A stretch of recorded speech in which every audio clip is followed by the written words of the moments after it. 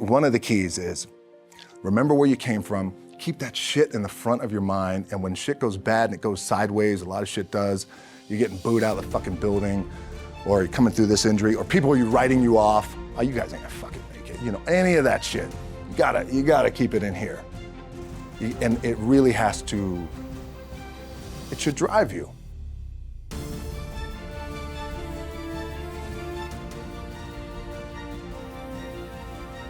This idea and this notion that you could be anything you want, and you can accomplish anything you want, right? We hear that. You've heard that from the time you were little boys. You hear that now. You're already incredibly accomplished. You can win an NBA championship, MVP of the league. You could become president. You could become governor. You could be in entertainment. You could do Charles, and you could do Shaq. You could do that. You could do whatever you want to do. You guys know that. The thing that has worked for me is to remember the hard times. So, and I'm sure you guys all have your processes, and again, I'm going to tell you what's worked for me. So before a big movie comes out, before, back in the days when I was wrestling with WWE, a WrestleMania match, anything big that would happen, I would always take a moment, and I'd just remind myself, all right, I was evicted when I was 14. We were kicked off the island. We couldn't live in Hawaii. Had no place to live. A lot of shit happened. Then when I moved to Nashville, I was arrested multiple times by the time I was 16 years old. Like, I remember that. If I were playing on this team, which my skills are, what's that term? Oh, the shits. So I would never play. But before I lace up, before I get on the court, before I play in these big games, before I go to the Staples Center, where history is there, those are historic walls there at the Staples Center.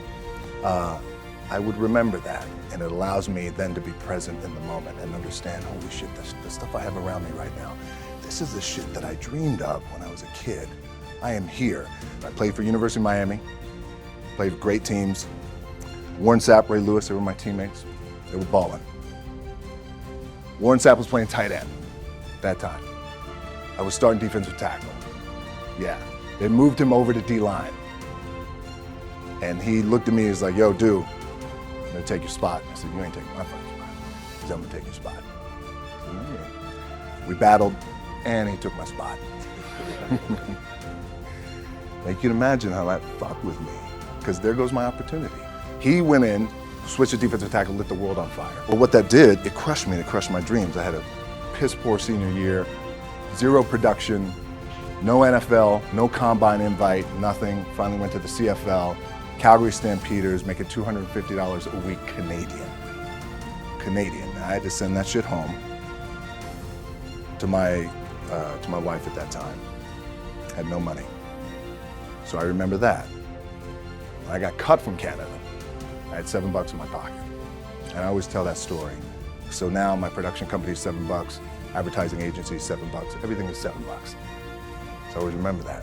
What helps me is to keep the hard times in the front of my mind, because it allows me to go into these big moments that I've worked my ass off, and you guys have worked your ass off. It allows me to go into these big moments with a different perspective. What it also does for me, and again, this is what works for me. Like, I keep my back, excuse my language, my back is up against this motherfucker every day. It's against this fucking wall. Excuse my language. But it's up against this motherfucker because it's what I believe in. And when my back is against this motherfucker, then there's nowhere to go. But that way. That's it. So I feel like this could be something, an ideology and mindset that could help you.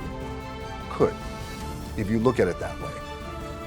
Because you made it already. We made it. We're successful boys, and we're lucky boys to be where we're at. Well, you guys made it. Everybody's rich in the room. Nobody's gonna get evicted anymore. Anything you got, there's no more money problems, right? You got a lot of hands out now. Hey, can I get a little bit? Can I get a little bit? Right, that happens.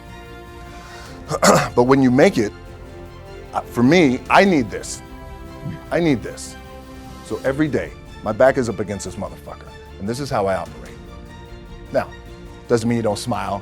Doesn't mean you don't laugh and joke, right? You're happy. I'm a happy guy.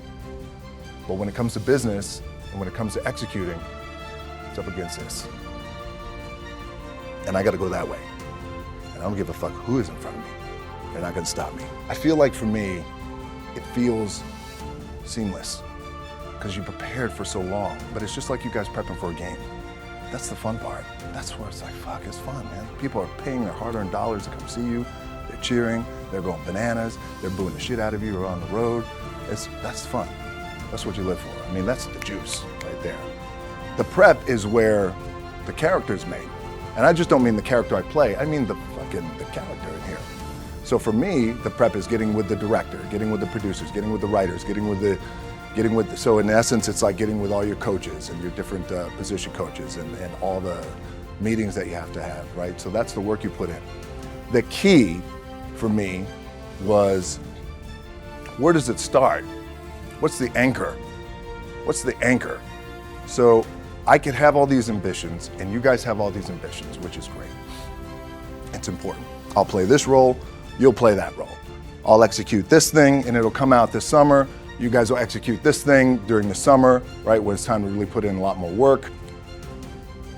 But the key with me is just always finding what the anchor is. And the fucking anchor is getting up at 4 o'clock in the morning every day before anybody else and grounding my thought process is in the no one will outwork me. No one. I love and I respect you guys. Motherfuckers won't outwork me. All starts with this. 2 hands, putting it to work. The anchor for me has always been the work in terms of the weight room training. So when I first started wrestling, I was 6 years old, rolling on the mats with my dad. My old man, a lot of you guys won't know this. Yeah, Rocky Johnson. My old man was Rocky Johnson. He was the first black WWF at that time. First black WWE tag team champions with Tony Atlas back in 1983. My uncles were wild Samoans. I come from a long line of pro wrestlers.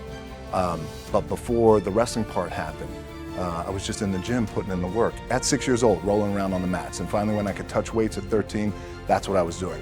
But the weight part for me and the gym part has always been, has to be the anchor. Look, at the end of the day, like again, it's the kind of stuff that I talked about at top is I have to hold on to my dad in his pickup truck came down 4 o'clock in the morning, picked me up in Miami from Tampa. We lived in a little shitty apartment in Tampa. He drove down in his little pickup truck to Miami to get me when I was cut from the CFL.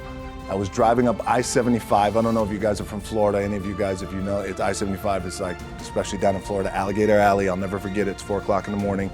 And I thought, well, fuck. I leave home like you guys left home. I'm ready to tackle the world, to get after it, achieve my dreams and goals. Fucking crushed by 22, 23 years old. Now I gotta move back in with my mom and dad. I played on great teams though. Wait a second, this is not supposed to be my future. I'm supposed to be in the NFL right now. I'm supposed to be making a lot of coin and buying my parents shit, buying me shit, taking care of my wife, but it never happened. So I pulled out my wallet, I thought, well, let me see how much money I have. I opened it up, I had a 5, a 1, and change. I'm not fucking around, well, at least I rounded up to $7. But I thought, God, ain't this a bitch? I got $7 in my pocket. Where the fuck do I go now? What do I do? I can't go back to CFL, because the point comes where you hear that voice, big run's over. Like, you're done, right? So I heard that voice.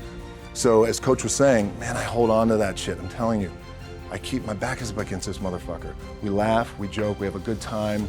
Press is always fun to do. Sometimes you gotta make it fun. That's another thing. You gotta do your best to make press fun if you can. But my back is still up against this motherfucker. I do not forget it. What this also helps me do, and again, it works for me, is at some point, you gotta be fucking tired of not being number one. You have to be, and you gotta fucking play angry, and I play angry. Now, I'm cool and calm with my approach, and when I step out on my field, which is a set, or, like, there's some, and you're always gonna have haters, and haters are like, well, God damn, man, how many movies are you gonna make, or how much shit are you gonna do? Like, you do a lot of shit. I say, yes, it's my ambition. Of course, why not? I could do it. Yeah, I love what I do. And not only that, but in what world do we not work every day? Doesn't mean, it's just like you guys in the off season. You gotta work every fucking day. Doesn't end. My back is up against this thing, you know, and I started to play angry, by the way, and I still play angry.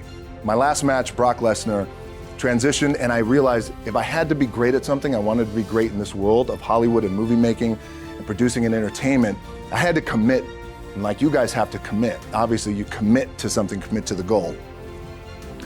So I quietly retired. 2 years later, I thought, what the fuck did I do with my career? Because my movies were not doing well.